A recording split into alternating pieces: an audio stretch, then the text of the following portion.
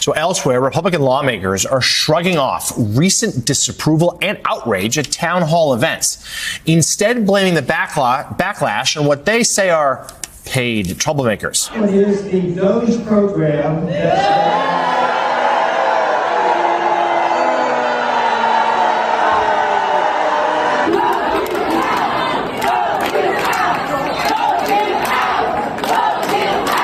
The people would like to know what you, congressmen, and your fellow congressmen are going to do to rein in the megalomaniac in the White House.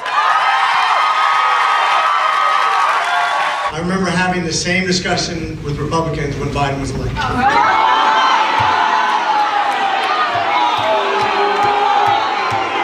A lot of you would probably say those January 6s who are yelling just as loud as you.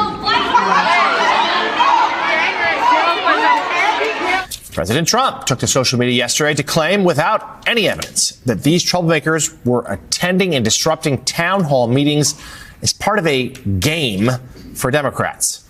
Similar sentiments were expressed last week by House Speaker Mike Johnson, who claimed those speaking out against GOP policies were simply unhappy Dems. Welcome to the Ken Harbaugh Show. My guest today is Jake Auchincloss, who represents Massachusetts' 4th Congressional District. He's a Marine Corps veteran and a rising star in the Democratic Party. Representative Auchincloss, let's get right to it. Why are the Democrats paying agitators to give your hardworking Republican colleagues a hard time at these town halls? That is certainly the GOP talking point they want the media to run with, right? And Fox News is happy to carry their water, but I don't think the voters will. If members of Congress will not communicate with their constituents through town halls and Q&A sessions, their constituents are going to communicate with them at the ballot box come next November. Because what Republicans are trying to do is profoundly unpopular, and they don't want to talk about it. They want to talk about Doge. They want to talk about USAID. They want to talk about Donald Trump's meme coin or entertaining tweet of the day. They don't want to talk about the fact that they are paying to give tax cuts for people who don't need tax cuts by cutting health care for people who do need health care. I think one of the easiest tells is that Democrats are doing town halls and they're not getting lit up nearly the way Republicans are, right? I'm doing 2 tomorrow. I'm going to Fall River, the biggest city in my district, which voted for Donald Trump in 2024. I will be there tomorrow talking to my constituents about taxes, about healthcare, about Ukraine, about anything they want to talk about. So this isn't a generalized anger at politicians. We have that all the time, right? You guys aren't exactly the most popular group in American society. That's sort of table stakes for our political culture. The anger we're seeing at these town halls is directed specifically at Republicans for refusing to stand up to their president, and more specifically to these drastic, untargeted, cruel cuts of agencies that it turns out Americans need. That's right. But it's not enough for Democrats to resist or oppose what Donald Trump and congressional Republicans are doing. We also need to go on offense. We need to have our own ideas, and we need to draw a sharp contrast between the chaos and the corruption of the Trump administration, which is going to raise costs for health insurance, for home insurance, for car insurance, for utilities, for home buying, and our own ideas for how we are going to lower the cost of living and provide excellent education and government services. Talk to me about what that offense looks like, because I'm sure you're hearing it as well. If there is a blanket critique of Democrats right now, it's about the feeling that they don't share our rage at what's happening. At least they're not expressing it. How do we get more of that out of you and your colleagues? Let me put 2 ideas out there, both related to taxes. This year is going to be spent talking about taxes, so I think Democrats need our own bold ideas on taxes. Let me provide 2. First of all, let's say to the congressional Republicans, you know what? We'll work with you on extending these Trump tax cuts, but we have a simple premise. We only want to extend them for the middle class. The supermajority of the benefits of the Trump tax cuts, north of 80% by some calculations, went to the 1%. About 20% of the benefits went to the middle or working class. Democrats can say, we will extend the middle class tax cuts portion of this, and Republicans will help you pay for them also, because we don't believe in expanding the federal deficit. But we are not going to lower taxes for the 1%, and we're not going to gut health care to pay for any of this. I offered that to a Republican member of Georgia in a recent debate on News Nation. You know what his response was? You cannot make this stuff up.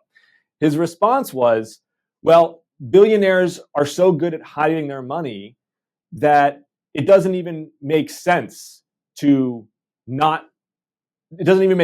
to tax them. That was his response. Second idea for you, Ken, based on taxes.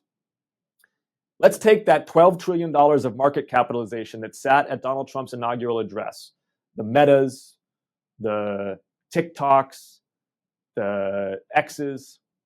Let's levy a 50% tax on their digital advertising revenue, which is at least $250 billion a year in the United States alone, and use that to fund education for every kid in this country, one-on-one tutoring, reading, writing, mathematics, to get them back up to grade level after the disastrous school closures. We owe that to our kids, and the social media corporations should pay for it because they're the ones who have been attention fracking our kids for the last 15 years, making them miserable.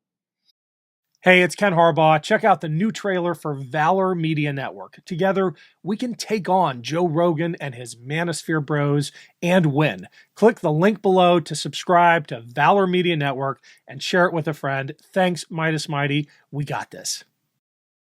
There's not enough men like me who do whatever they want.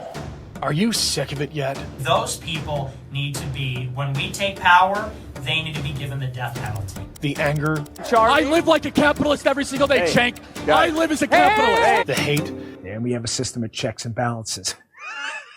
That's a good one. That's really funny. We do? The idea that to be a man, you have to be a bully. Fuck you! We should be better than this. Females don't have independent thought. They don't come up with anything. Our kids deserve better than this. It's like women want equal rights when it's convenient, but then they still want the door open for them. So help us change it. Subscribe to Valor Media Network, where you can find shows on sports, men's health, and patriotism without the resentment and division.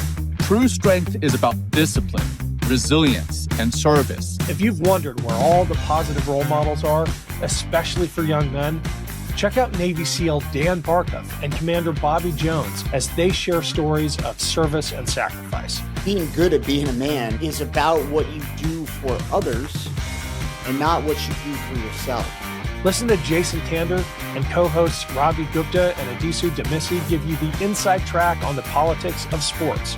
I just want to take back what I said about the Bills. No, because in all honesty, your team seems to have gotten the vaccination thing right. Okay. My team seems to be struggling with it. These shows and many more from Valor Media Network prove that you don't have to be an asshole to connect with young men today. Subscribe to Valor Media Network today. I love the policy prescriptions. I think a lot of rank and file Dems could get on board with that.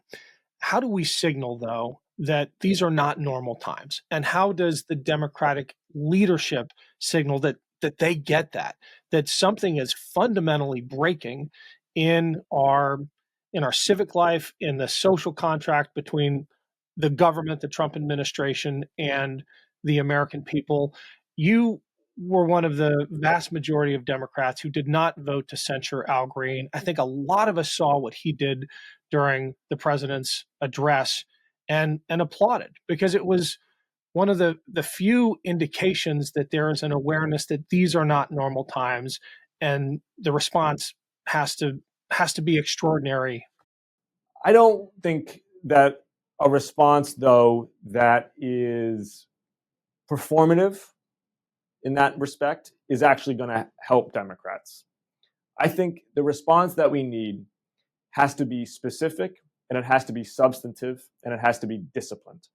And I understand the anger and the anxiety. I am hearing it from my constituents. I share it. I am concerned about the unilateral dismantlement of programs and services that Americans rely upon. I am concerned about the encroachment upon the judiciary and the legislature by an imperial executive. The best way that we box in this president is by winning next November at the ballot box. A majority in the House of Representatives for Democrats is the way to lame duck this guy. And to do that requires laser focus on his attacks on healthcare, his regressive tax policy, versus the chaos and the corruption emanating from his administration. Republicans want us talking about Doge. They want us talking about Elon Musk. That's not who we should be talking about. We have to keep this laser focused on congressional Republicans' subservience to an agenda that benefits a small amount of Americans on the backs of a huge majority of Americans. They don't want us to be disciplined in that respect. They want us to play fetch every time they throw something out in the daily barrage of flood the zone like Steve Bannon recommended. And so I'm not going to play along with that. I'm staying laser focused on Medicaid and on taxes. My concern with sticking with the 2-year election cycle and focusing on the midterms is that folks are hurting now. The system is breaking down right now. I've got Ukrainian friends who are pleading with me for America to do something right now. And I feel like sometimes Democrats get stuck in the 2-year election cycle, and they hold their fire and they hold their resources. And sure, in 18 months, we're going to see the ads that show the veteran let go from the VA who voted for Trump, who realizes he was sold a bill of goods. That's all going to come out during that election cycle. But I feel like so many Americans, and Democrats in particular, are looking for that right now. They're looking for those expressions of not just legislative priorities, but leadership right now. And there's a difference between legislating and leading, and sometimes leading is performative. Last weekend, I was on the Boston Common for a Stand for Ukraine rally with my Ukrainian and Ukrainian American constituents to make clear that what Donald Trump did in the Oval Office was one of the most shameful exchanges in American history, that we don't want Ukrainian minerals, we want Ukrainian freedom. Right after this conversation, I'm heading back into Boston for a Stand for Science rally with the principal investigators and researchers and young scientists throughout Greater Boston who are being hurt and demoralized by NIH cuts and by attacks on evidence-driven policy throughout health and human services. So I agree. We need to capture, we need to channel the rage, the anxiety that our constituents are feeling, and we need to give voice and heart to it. And we're doing that through leadership and through public demonstrations. We're doing that through oversight. As a member of the Energy and Commerce Committee, my colleagues and I are battling RFK Jr. on the measles outbreak in Texas and Georgia, and holding our Republican colleagues to account for the fact that they will not put his feet to the fire for recommending the MMR vaccine to parents who are reluctant to get it. We are litigating and stopping many of his unlawful executive orders. So we got to do all the things, right? If they're going to flood the zone, we have to play zone defense, and we're going to do all the things. But that is different than allowing ourselves to be disoriented or fractured in response to their strategy, because that's what Steve Bannon wants. I mean, he literally said this in 2019. He said it again before the election. What we have to do is enter the administration with muzzle velocity policy dictums to get the Democrats on their back heels. I will not cooperate with Steve Bannon's strategy, because what Steve Bannon doesn't want the congressional Republicans to do, and he has said this repeatedly, is he has said, do not extend the tax cuts for the 1%. Just do it for the middle class. He has said, be careful about touching Medicaid. Because Steve Bannon ain't no fool, and he knows this stuff is unpopular. That's what Donald Trump and congressional Republicans don't want us talking about, which is exactly why we have to be laser focused. Fair enough. I am glad that you're doing those town halls. In just the last week, I've seen 2 town halls just spontaneously from the grassroots up be organized here in my district. The R's aren't going to show up. I'm going to be there, though. And I would just encourage you to encourage your Democratic colleagues to take the lead, to step out like you are. You know what we should do, Ken? Democrats who have adjacent districts that are Republican held, Democratic members of Congress should be doing town halls in their Republican members' districts. Let's end with that. I could not agree more. That's where I want to go, right?